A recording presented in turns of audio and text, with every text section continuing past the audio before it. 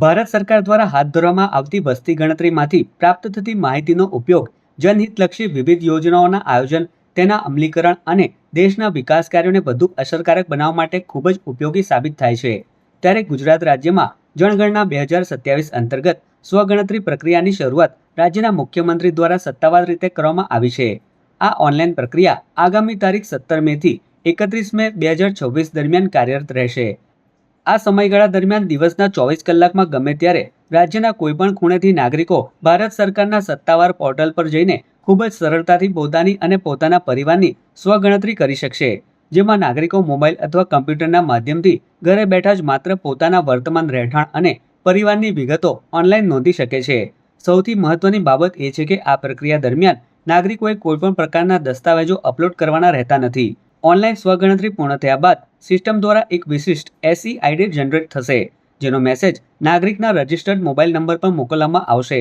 આ SCID નાગરિકોએ સાચવી રાખવાનો રહેશે અને જ્યારે વસ્તી ગણતરીના સત્તાવાર ગણતરીદાર તેમના ઘરે રૂબરૂ મુલાકાતે આવે ત્યારે તેમને આ ID દર્શાવવાનો રહેશે. રાષ્ટ્રહિતની આ સર્વોચ્ચ અને મહત્વપૂર્ણ પ્રક્રિયામાં દરેક પરિવાર અચૂક સહભાગી બને તેવી કલેક્ટર દ્વારા અપીલ કરવામાં આવી છે.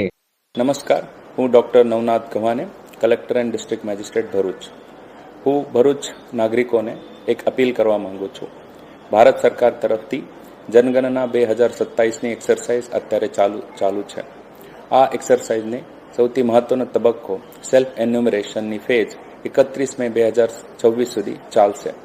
આ ફેઝમાં નાગરિકો, નગરજનો પોતે સેન્સસની વેબસાઇટ ઉપર જઈને તમારા મોબાઈલ હોય કે લેપટોપ હોય કે ડેસ્કટોપ હોય એમાંથી તમારી માહિતી અપડેટ કરી શકો. એ માહિતી પછી તમને એક ID મળશે. એ ID જ્યારે અમારું એન્યુમરેટર તમારા ઘરે આવશે એમને બતાવી શકો. આ એન્યુમરેટર પછી એને ક્રોસ ચેક કરશે અને સેન્સસની એક્સરસાઇઝ અપડેટ કરશે.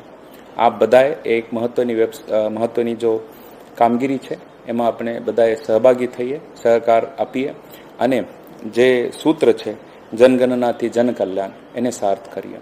Thank you.